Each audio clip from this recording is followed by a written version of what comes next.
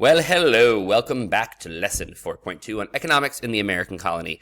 This time we're going to take it a little bit further and talk about two different things, which is the economic contribution made by both slaves and indentured servants, and then the extent that economic inequality and inequality and equality are going to be present in the colonies of the present-day United States of America. Now, first and foremost, a very crucial year to understand when you're looking at the history of the American colonies is 1619.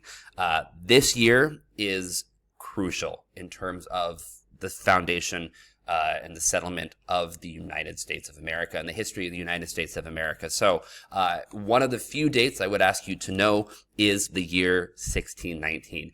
This is going to be the time of the first arrival of slaves into the New World, African slaves into the New World.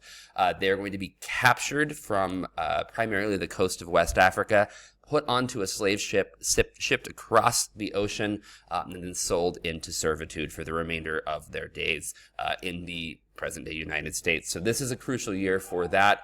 This is going to be the foundation of slavery in the U.S., which is going to be very prevalent in really the entire course. Everything we're talking about, it's crucial to understand that slavery played a large impact, either directly or indirectly, really in everything, leading up into the Civil War, and then the implications of life after slavery and what comes from that are really still being felt in many ways today. So it's important to understand that this all starts in 1619. This is slavery coming into the United States for the first time.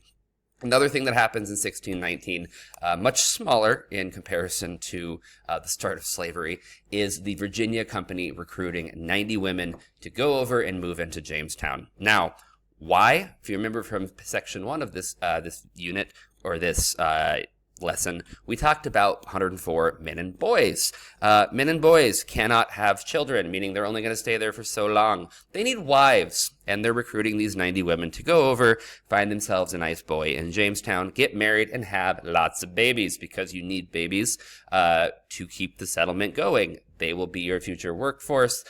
You need them. Now, let's talk about the idea of indentured servants. We're going to come back to slaves a little bit later. I've got some more stuff linked on the website. We'll talk about slavery. Indentured servant is an individual who basically sells themselves for a certain period of time to work. So, background of this, economic stagnation in Britain. They are struggling. There is the inability to find stable work in the UK at this time period, and the New World is a huge pull factor. So we look at reasons people migrate and immigrate, push factors, things that push you out of a country, pull factors, the things that pull you in. The push factor is there is not a lot of work in the United Kingdom, and there is a pull factor of a new world that Europeans are just kind of learning about, with a lot of economic opportunity, because there's not a lot of economic development there yet. The problem is it's expensive to get there. So if you don't have a job in Britain, the likelihood of you being able to pay for your way over is going to be low. So we're going to have a process of indentured servitude. Indenture simply is a contract where one agrees to work without pay if another individual will pay for their passage to the New World. This is how 50 to 66% of American colonists are going to get to the New World. So you would enter into a contract with an individual who owns a chunk of land in the New World. You say, hey, if you pay for me to come over here, I will work for you for this amount of time to pay off my passage to the New World. After that time, you are free to do whatever you would like. The work is largely on farms, so you're working on a farm, planting, plowing, harvesting, all those different things that are happening on a farm, or in domestic service. So you're working for individuals within their home, doing different jobs like that.